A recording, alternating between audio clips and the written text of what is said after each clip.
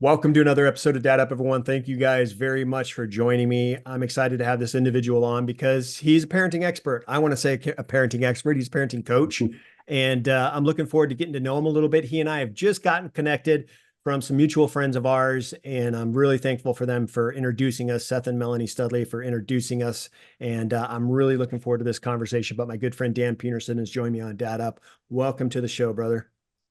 Yeah, thanks for having me, Bryan. Yeah. Appreciate the opportunity and hopefully can share some things that might be helpful and useful to your audience. Yeah, absolutely. Um, let's start at the very beginning. So from, my listeners, viewers who don't know much about you or who you are, let's talk about your backstory, kind of how you grew up and obviously how you got into being a parent coach. And then more Sure. importantly, about your family. All right. Probably the best place to start is I'm the oldest of six boys. Oh, wow. My parents got married when they were right out of high school. One was 18, one was 19, probably because I was on the way. And by the time they were 32, they had six boys. So Yes. just some context there. I didn't have my first child until I was 32. My parents were done having kids by the time they were 32. And so my whole upbringing, my mom was either pregnant or breastfeeding, sleep deprived, and my dad had his own construction business. But the reason I think that's kind of significant is I was, as the oldest child, oldest son, I had a lot of responsibility to help and help raise my brothers, help take care of them, and kind of thrown into this role of having a lot of additional responsibility for taking care of people in our family, which was good and bad. Good in the sense of really gave me a heart and intuition to understand what kids need. And then it was kind of hard just because when you're in a family that's that big, your parents probably aren't as equipped as they need to be just because they're still kids. Mhm. A lot of the stuff that I needed or the things that would have been really helpful for my development, I just didn't get it. So um, that kind of led to this idea of how can I serve other children? How can I help kids that are in need? Just always have had a passion for helping kids, especially kids that are struggling in some way. But went to college, ended up taking a couple child psychology courses, got fascinated with that. And long story short, became a therapist and been in the field for about 30 years now. And probably 15 years of that was primarily providing therapies, whether it's individual or group for children. Mhm. And I have a heart for kids. I get them. I understand what they need. And I spent a significant portion of my life getting skills and getting trained and equipped so that I can not only help kids get what they need and help them kind of overcome challenges and obstacles, but really, really, how do I train and equip the parents to be able to provide that so that the kids Mhm. don't need extra help? Right. And what about, how about your family? How many kids do you have? And Yeah, so I have three kids myself. One's 12, 14, and 17, and they're all kind of transitioning. One's going from elementary to middle, one's going from middle to high school, and one just graduated high school last week. so And you got three yeah, different it's a phases going big on. year. Yeah, it's a big year for me because my oldest is graduating high school. I'm turning 50, and my wife and I are celebrating our 25th wedding anniversary all in the same Oh, like 3 or 4 month period. that's interesting. That's crazy because it kind of works. It worked that way kind of for me too. I mean, once I hit my 50th, it was my wife and I's 25th anniversary. My son, well, my older son had been out of college, but my younger son was approaching his last year of college. Yeah, my younger son just graduated from college a few weeks ago. So I am done. I'm done with the education part of it. I told them that get you through your bachelor's, and if you guys want to go on to your master's, that's on you.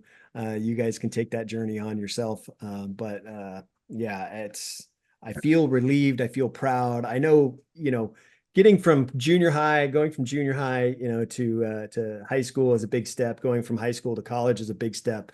But when you have them graduate from college, it's that's like it. It's like we Yeah, did it. We're done. we're good. We're going to be empty nesters now. So I mean, I'm Yeah. looking forward to that. I was super involved as a dad with my two boys. I was super involved with them, but you know, I'm ready to enjoy being the empty nester now, you know, and enjoying life with my wife again, and watching my boys flourish in the adult world and doing their own thing, and kind of building their own families. And so that's the part I get to look forward to now. So um, well, for you, I mean, you've kind of always been fascinated with, I guess, child psychology and all that. I mean, what really brought you to that, kind of, I guess, that career path? What was significant that brought you to that career path? Yeah. Well, there's a few things. One is, again, I feel like I have a natural gifting to really connect with kids. Hmm. And I joke about this sometimes. I say I feel much more comfortable in a group with kids than I do in a group with adults.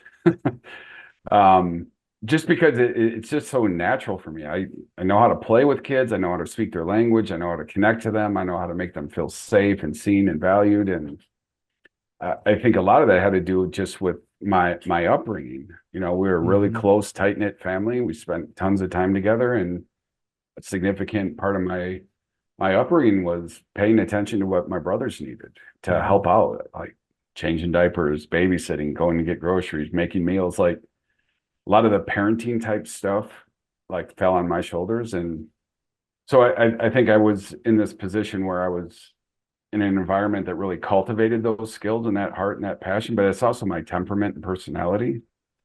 And then I think the thing that really jump started me into this field is my senior year of college. The last semester, I had to do an internship working, somewhere in the field. And this girl I was dating at the time, she actually, she was an in-home therapist for this kid with autism. Hmm. And I actually asked if I could get an internship working with this family just to impress her. And long story short, I just loved it. Hmm. I spent like 12, 15 hours a week with this kid in his home, teaching him like basic skills and academics. And he was pretty profoundly autistic and had very limited language and pretty aggressive. But his parents told me, like, you're the only person that he does not get violent with. You're the only one Hmm. that he asks, when is he coming back? He's the only one, you're the only one that he'll do work for. Hmm. And, when I started to think about that, I was just like, it's because I have a gift to do that.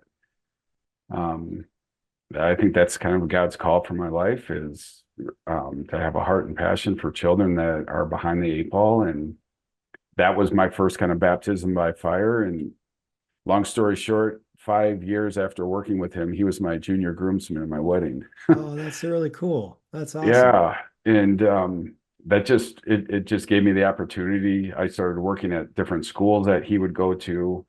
I think I kept getting promoted and extra opportunities and additional opportunities to help work with other kids. And then at that point needed to go back to school to get a master's so I could get a license. And I opened up my own business. And most of that was just individual and group therapies for kids that had social, emotional, and behavioral challenges. Yeah, and your business, that Compass for Life, that's your company right now. Yeah, and again, I've been probably in this field, geez, it must be almost 30 years now. And the first 15 years, it was all direct care for kids. I'd work in schools and clinics and hospital settings, basically wherever kids go that when they're struggling to get treatment, that's the settings I would work in. And it was probably like 15 years ago now. I just came to this place where I was so burned out and fried because the traditional treatment approaches in mental health field for kids, it helps some, but a lot of them, it just keeps them the same or they get worse. And then when that happens, they look at medication and then Hmm. you're kind of doing an experiment. And none of that sat right with me. It's interesting. I was so burned out. I was actually applying and I got offered a job as a financial planner. And I think at the time I was thinking, what's the opposite of kids that are struggling? Well, it's adults with money. And right when I kind of had to make that decision if I was going to quit this field and go on a different track, got invited to go to this training. It was called Transform the Difficult Child, the Nurtured Heart Approach. And I went to this training, and within like 30 minutes, it was just super clear to me that this approach, if I was equipped with that, would have helped all these kids that were stuck or were not getting better. Mm. And it really kind of lit this fire in me and really reset where I was at.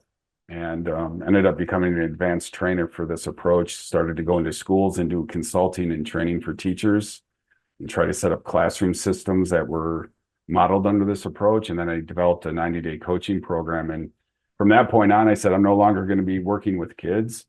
My mission is to train and equip the parents and the teachers that have a vast majority of time with these kids so that they're the therapist, they're the coach. And then when the kid gets better, they get the credit. And then the relationship is strengthened as a result of that. As opposed to, you don't know what to do with your kid, take him to a therapist, let the therapist fix it, but we still don't know what to do.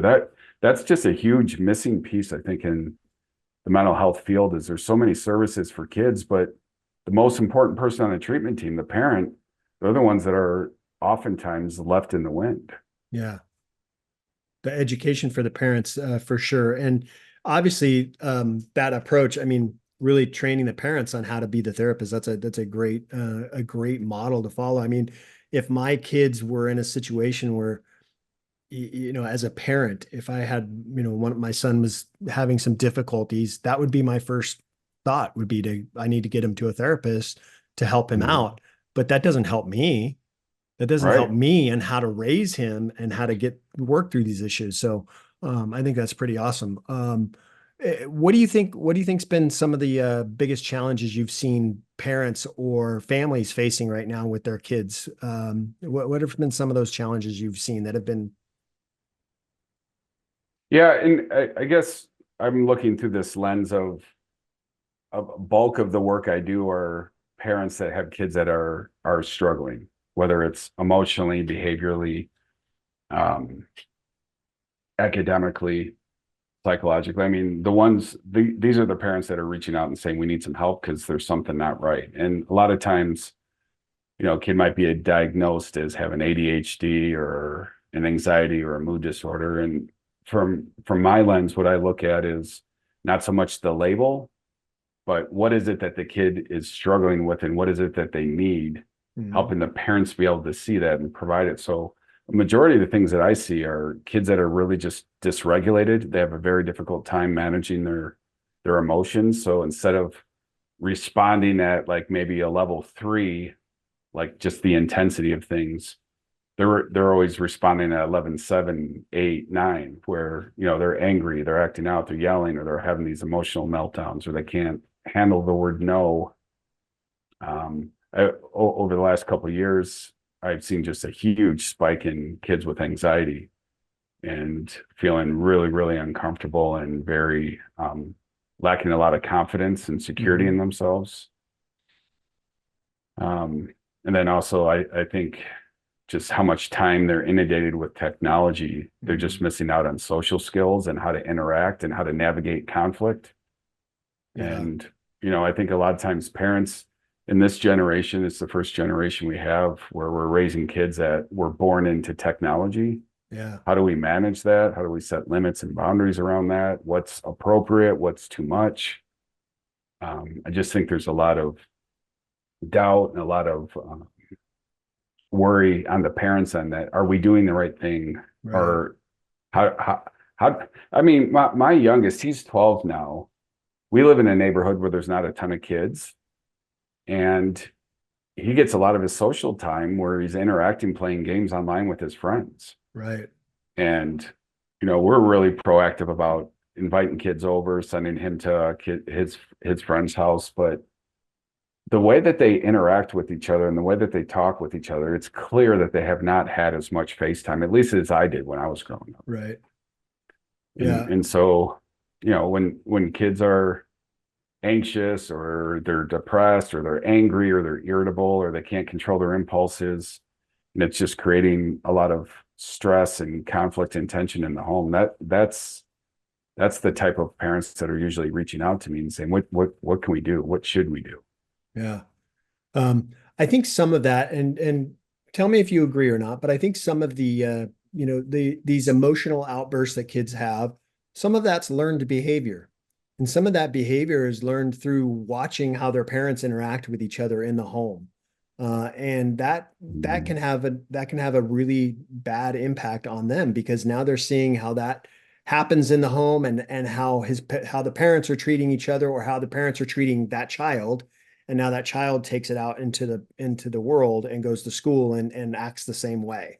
Um, and then the mm, flip side of that is, like you said, it's the social aspect of it. My older son's just 25 years old, and he's been out of college now for 3.5 years, and he has been working this job. He works remote, and he works a remote job. He's been doing that since he was 6 months before he graduated college, and he has never worked a day in his life in the office. It's been 100% remote. And wow.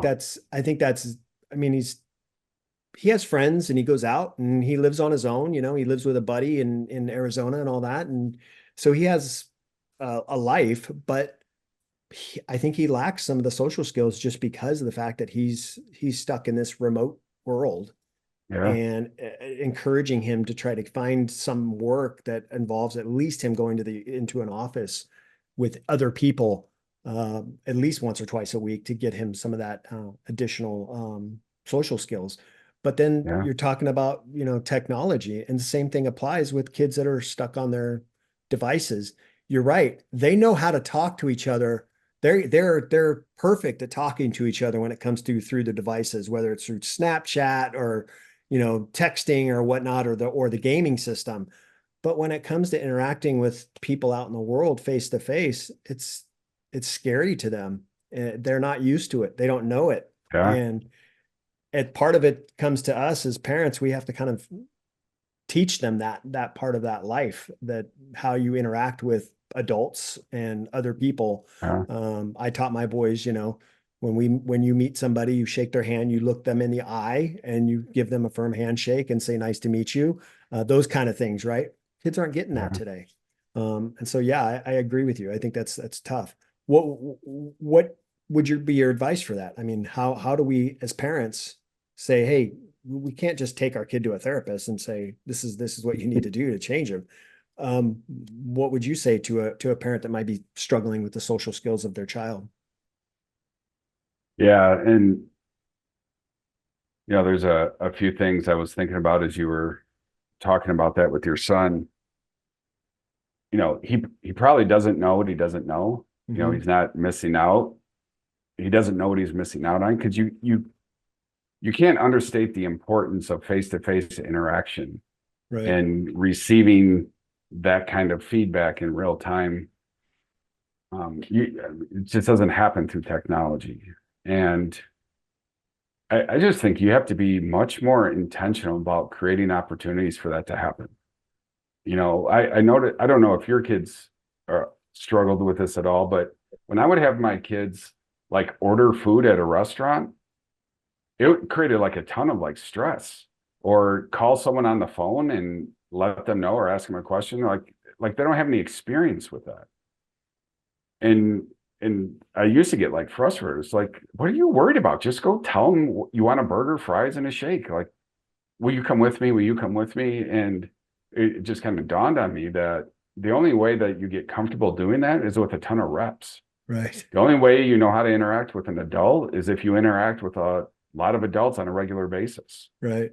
Going and asking your teacher for help after school, like that shouldn't be that big of a deal. But for a lot of kids, it's a huge deal just because they don't have a ton of reps. Yeah. And I think the trap that a lot of the parents I work with, and including myself, is when your kid says, "No, I don't want to, I'm not comfortable," or they start to get anxious around it. The parental instinct is you see your kid anxious is to provide comfort, but usually what that looks like is avoiding the situation. Where my perspective is the best way to deal with like feeling uncomfortable and anxious is to actually lean into that and step forward. And then once you get through it, you feel better. You feel more equipped. You feel more confident. Hmm. So yeah, that's what I'm always working on with parents is limiting, not limiting so much screen time screens, but it's manufacturing or creating or making sure that there's an immense amount of time doing those other things because you don't want them to be behind the eight ball from a social skill set as Right. well. Yeah. I mean, especially for kids that are about to go off into, this adult world, if they don't know how to, Mhm. if they don't know how to properly interact with other people, and then they get to life, real life, and they're hit on the chin with this opportunity of, whether it's working environment or even socially, um, yeah, it can be a challenge for them. I think one of the other things that I notice a lot from parents, and I'd be curious to know your take on this too, is I see a lot of parents that rescue their kids, and rescue in the sense that, their kid either makes a mistake or messes up, or doesn't follow through on something that they were supposed to, and parents will step in and fix it for the child instead of having the child own the responsibility of handling it themselves. And whether it's, you know, uh, whatever the case may be, the consequences of doing that. But parents, I know I see it a lot because my wife's a school teacher and she sees it. Yeah. Parents step in too much and rescue their kids, and that's not allowing your kid to learn. That's not allowing your child to really face adversity or challenges and learn through them. And then that only is going to set them up later in life. They're just going to struggle even more. What's your opinion on that? Yeah, I see that a lot too. And generally where that's coming from is again, you see your kids struggling. The parental instinct, which is a good instinct, is when you see your kid in pain or going through adversity, like you want to help, you want to provide comfort. I mean, just like if they trip and fall and they skin their knee and they come and jump in your arms, you want to comfort them and help them feel better. Hmm. However, if you're not clear that through adversity comes the development of skill mastery, you're going to be preventing and crippling your kid from the experiences that they need to be able to mature and level up in the next stage. So I look at discipline and I look at going through challenges and adversity as ways to mature, as ways to learn really important lessons. And if you're struggling with it, it's usually an indication that you don't have the skill yet. So you need more practice and reps. Me, me rescuing you or shielding you from that experience is more about me than it is about what you need. And I think a lot of parents are unaware that that's the way that they're showing up. And when you reveal that to them, they're much more likely to start behaving differently. But somebody's got to call them out on it. Somebody's got to bring it to their attention. Hmm. I don't think a lot of parents are walking around saying, how do I handicap my child? How do Right. I cripple them? How do I prevent them from being mature? Right. It's more about how do I love my kid? And this is love looks different. Love is can be comforting. It can be supportive. It also can be because I love you, I'm going to let you struggle through this and find your way. Yeah. I think that was part of the thing that my wife and I did with our boys is, there are certain, obviously as parents, you got to gauge when there's a time that you really do need to step in and take over, depending on the circumstance. But for my two boys, it was like when they did something that is going to result in a consequence, or they are going to they're going to be in trouble for it or whatnot, something that they did or didn't do. I've always told my boys, look, I'm going to be on your side no matter what. I'm on your team. I'm here to support you, but you have to handle this. You have to take care of this and you have to learn from it. And so it doesn't happen again. And even when it came to my boys played sports, when they needed to get better at a sport, I would encourage them to go to the coach and talk to the coach when they had an issue or they needed to figure something out.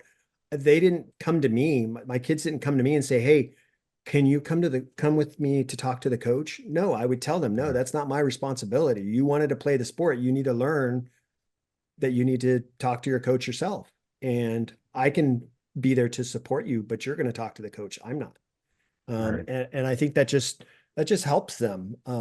And right now I just see it. It gets worse and worse with parents when it comes to. I saw a post the other day. This is crazy. I saw a post the other day, and it was on a local post, a local page, where a parent was complaining about a school, about a teacher that, not a teacher in particular, but about a school. They took their child had gotten in trouble at the school, and they took some points away. That they have this point system. They Hmm. took some points away, and because they took the points away, the child was now not able to go to on this field trip to this amusement park, and the child was not going to have enough time to make up those points to go up to that on that field trip. So now they're out of luck. And this parent was asking, what is this school always like this? What should I do? And you'd be amazed at the comments. I read the comments just out of curiosity. I was reading the comments. I was amazed at how many parents said, "Oh, you need to go down to that school. You need to talk to them right now. You need to talk to that." And I'm like, "Oh my gosh, how about number one? Let's find out what your child did." Because Yeah. clearly he got in trouble enough to have some points removed, right? So let's figure out what that was first before you start blaming the school or going down and chastising the teacher for taking points. Let's start there. Hmm. But it was just amazing to me, and I see it all the time, and Yeah. it's frustrating, and something that I was not a big believer in when I raised my boys, and it's definitely needs to change. Yeah, we had parent teacher conference this year with my son who's in sixth grade, and she was saying after lunch when the kids come back in the bath or into the classroom, like the boys are always like taking the pass to go to the bathroom, and they should only be there for a couple of minutes, but they're there for like 5, 10 minutes sometimes, and like your son is missing out on class time because he's going to the bathroom. Mhm. And I looked at her and I said, why are you letting him go to the bathroom then? Right. And she said, well, because he's got to go. And I said, okay, but he's capable of going during lunch and he's capable of holding it for 30 minutes. Trust me. I know I'm his dad. I've been in the car with him when he's got it. Like he can hold it. Right. And she's like, and I said, so whatever consequence or whatever rule you want to put in place, you have my support like 100%. I don't ever want to hear about this again. Like not complaining to her, but I don't want the teacher to feel like she has to talk to me about my son abusing bathroom privileges. Right. Like I want her to handle it. And she goes, do you know how refreshing that is? Yeah. Anytime I try to discipline the kids in my classroom, I get 10 for every 10 times I do it, I get 9.5 parents calling me back, complaining and trying to get me to change my mind. Right. Yeah. And like I just this mentality of like the teachers need the parents' permission to hold their kids accountable. It's so backwards. Yeah. I definitely wasn't that way when I was growing up. No. My dad, when it came to stuff that going on at school or outside of the house, my dad was, yeah, you're definitely going to own your own stuff. You're going to have to deal with it. So totally get it. Well, I want to ask you this, when it comes to your own family, do you find yourself incorporating some of the skills that you learned as, some of Yeah. the, teachings that education that you've gone through, training that you've gone through, Mhm. incorporating that into your own family? Yeah, for sure. And I oftentimes joke with my wife or with other people just that I'm kind of an intense guy. Doesn't take much to get me fired up. And I don't think I would enjoy being a father to the level I am right now if I didn't have a framework and a set of tools that I can lean on, especially when I start to get stressed. Um, and yeah, so like the main tools or the main like kind of approach them I'm using just in my role with my kids is how do I build them up on the inside? How do I use my time, my attention, my connection with them and the words that come out of my mouth as a way to build them up and let them experience what it feels like to be valued and loved and be seen as competent. And then when problems are happening, how do I hold myself accountable to be really self-controlled and not participate in power struggles and drama? Because if you're ever trying to discipline and teach lessons when you're all worked up, Hmm. The kid doesn't learn the lesson. What they learn is that the parent's upset or the parent's frustrated. And if they don't want to take ownership, they start pushing that button over and over and over again. Hmm. It's just kind of a natural process. And then like the third element that I'm always mindful of is how do I approach discipline as a way to teach and train competency in my kids as opposed to you did something wrong, now you need to pay. Here's your consequence. Here's the punishment. Mm.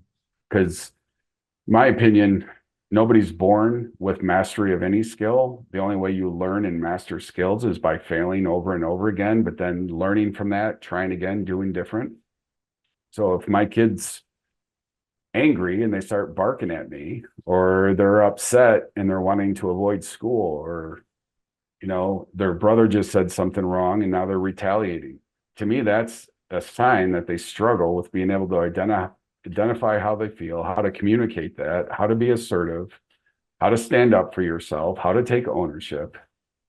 If I get all reactive about that, what I'm doing is kind of getting in the way of them learning the lesson. Hmm. So I want to use discipline as a way. What did you learn? What can you do differently next time? How do you take ownership? And to me, that's when I can kind of keep those three things in mind when I'm raising my kids. Oftentimes I feel a lot more confident and clear about what I'm doing as opposed to wondering, am I doing the right thing? Did I do the wrong thing? Why did I overreact? Now I need to go apologize. Yeah. So long story short, yeah, absolutely. I use the skills that I teach and coach parents in my own children. Yeah. Yeah, I think it's cool. And for me, I don't have the background that you have as far as when it comes to being a licensed therapist, but I do like to consider myself a professional dad, and because I've been a dad for 25 years, and so I do know the journey of the struggles that kids and the different chapters that kids go through, phases of their life that they go through, and how I've handled it as a dad is how I do coach a lot of dads, and that's kind of how I coach them, is how I handled things as a dad. And then there's things that I did wrong as a dad that I know now that I did wrong, that I encourage the opposite from the dads that I coach. So, um, Sure. yeah. Well, let me ask you this, Dan. When it comes to your business, social media, and all that, if my listeners or viewers wanted to look you up, learn a little bit more about you, what's the best place for them to do that? Or if they want to reach out to you, what's the best place for them to do all that? Yeah, just go to my website. That's kind of the main hub to get a hold of me. It's the Compass for Life. It's the number four. So thecompassforlife.com. If you fill out the contact form on there, I'll get back to you directly. I'll give you a phone call if you want to talk or reach out that way. I also have some free ebooks for parents. I also the connections to my social media accounts. Everything's on that hub. Okay. And are you able to work with parents all over Yeah, I got some parents I coach in Cambodia. I have some oh, from really? Hawaii. Yeah, because I work virtually. All the coaching I do is, through Zoom. And again, I have a 90-day coaching program that's really geared towards training and equipping parents. And what's great about that is I can work at any time that they're available because we can just do it through Zoom, or we can do it on your lunch break, or if dad's at work and mom's at home, you know, nobody has to be in my office in front of me. And yeah, it's pretty cool. I get to work with anybody that's willing to work with me.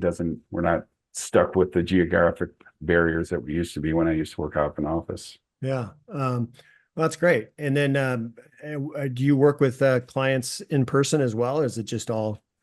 No, everything's coaching through Zoom at this point. Everything's virtual. That's good. That's good. And what Yeah. about when it comes to your coaching with parents? Do you work with parents and kids at the same time as well? Yeah, that's a good question. So what I have found is that's a distraction, and it's hard for parents to talk openly about what's going on if their kid's on the Mm, line.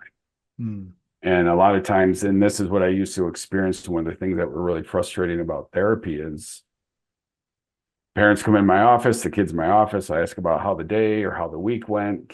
Parent says a couple things that went well, and then they get into all the problems. And when the kid is sitting there hearing the parents tell somebody else about everything they did wrong, kids are not open to receive anything that comes out of my mouth after that.